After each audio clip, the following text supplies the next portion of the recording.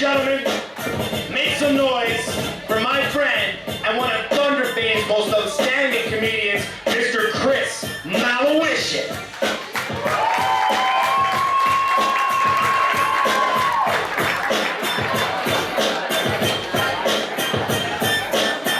Good evening, everybody. How you doing?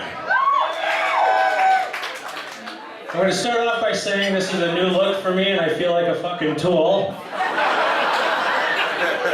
But it is actually nice because people aren't throwing me change thinking I'm homeless. Now, if you can't tell, I don't do stand-up comedy for a living, and by looking at my hair, I am honestly an electrician. And for those of you sitting close to the front, this isn't a 3D show. I have a very large nose, so if you guys do duck, that's fine with me, I'm cool. Now I notice there are some Italians sitting up here. No, I don't have anything against Italians. I was adopted. One side's Italian, the other side's Ukrainian. But I could just see them, like the Godfather. Hey, guy, you look like a clown. You best make me laugh. And then the guy's opening up his jacket and I can see the frickin' pistol. Anyhow, some of you may have seen me before on America's Most Wanted, or when plastic surgery goes wrong. But I did undergo a plastic surgery procedure before I started stand-up comedy. I had my testicles enlarged, so I'd have the balls to get up here and do this. I honestly did spend some time in, well, I guess you could say prison. And prison has changed a lot. When I was there, they had so many gangs. They had the Hells Angels, the Zigzags, Native Syndicate, Indian Posse, Manitoba Warriors, Alberta Warriors, the whole bit. But now everything has changed. There's just two unions now. They've got the Pillow Biters and the Fudge Packers. In Australia, they always say, "Good day, mate." And they're doing a whole thing with the prison gay porno industry. And they're entitling their films, Inmates, Inmates. So, I've been with my girlfriend now for 21 years. And if it wasn't for my dad inventing roofies, I never would have got her. My dad's saying when I was growing up is, it's always better to medicate than to masturbate. Now, we have 4 offspring together. 3 trolls and a princess. Which amazes me because I faked every orgasm. Today when she was trying on her dress, I said, I'm trying to get in the bedroom, the door's locked. She says, "Chris, don't come in here." And I'm thinking, if you had that tattooed on your crotch, you wouldn't have 4 kids. One of the main reasons I decided to go with her was she said, "All I want to do in life is succeed." So I'm thinking oral sex and orgasms, that's the way to go. Now, with having kids, especially when they're younger, when they're under the age of 18, they always wanted money. So I got them a crystal meth chemistry set and an easy bake crack oven so they can make their own money. Now, we were talking about getting married, but we just knew that when we're at the church and we had the 2 youngest boys there as the ring bearers, that the priest isn't really paying attention to the whole wedding thing. He wants to get with my boys.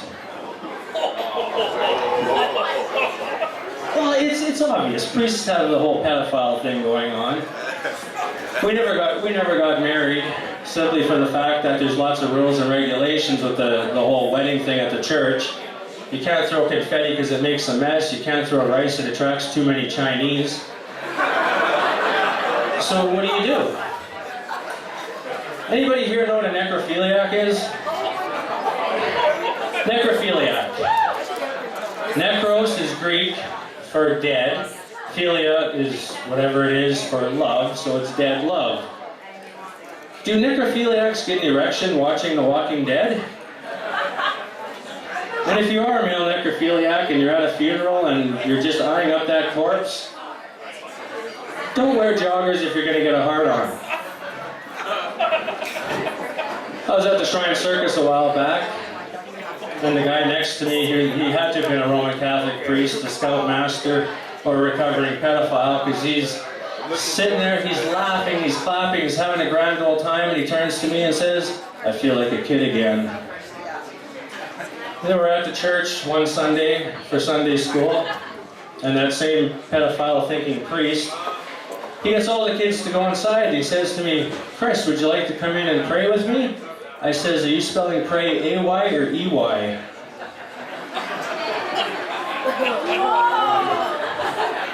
Thank you.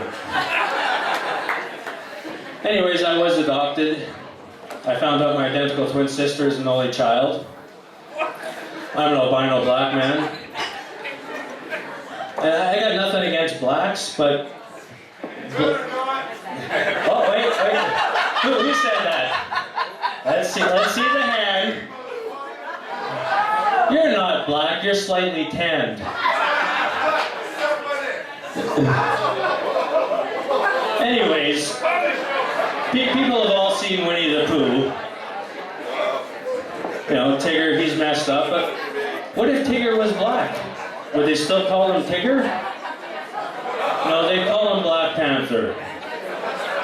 But speaking of different races and genitalia, Asians apparently have a really small penis. Now, I've never seen one, and apparently neither have their girlfriends. The next step up is the whites, or the Caucasians. We do have a penis, it's just a little bit bigger version. But then you have the blacks. There is a law with the black people that anything over 9 inches has to be painted black, such as this mic stand or this mic that I'm holding. Now, I went to Little Italy in New York City, and I was very let down because the Italians there were the same size as they are here. From there, I went to Harlem. Didn't find any Globetrotters, but I did get my favorite breakfast cereal, Yellow Krispies, with slap, crack, hoe, and pimp. From there, I went to Boston, and Boston has a large Irish congregation. So I figured that is the perfect place for me to open up my Irish gay bar, and I'm calling it Backdoor Shenanigans. We will not let any sailors in there because that's not the type of semen that is being served. And we're going to have leprechaun-shaped urinals that'll boost your self-esteem every time you whip it out to take a leak, and it'll actually speak to you. "Oh, it is a fine-looking shillelagh you have there, son. Why don't you check out the Shamrock Room? Or the Lucky Charms Room?" Well, the Shamrock Room is about bending over and showing your shamrock and playing naked leapfrog, and you can't actually make it over the top. And the Lucky Charms Room is based on the cereal, but only what they're saying is, he's magically delicious. Anybody here see One Girl, Five Gays? Any guys participate in One Girl, Five Gays? Well, I was watching that show one night, not that I'm really into it, but the girl asked the guy, "What do you like best about your man?" And the guy says to him, looks her straight in the eye and says, "I love it when he gives me his pudding." I've never eaten anything creamy and white since. But that leads me to a couple quick things. The members of Pink Floyd were gay because in their song it says, "How can you have your pudding if you don't eat your meat?" And here's a couple quick one-liners for you. Dating nowadays is a lot different. When I was dating the Queen, we only had the fabric softener game, which is first you snuggle, then you downy, then you bounce. And now they got the whole social network with Facebook, MySpace, and Twitter. Why don't you come over to MySpace, let me stick it in your Twitter, and I'll come all over your Facebook. My name is Chris Mulawyshyn. Thank you very much.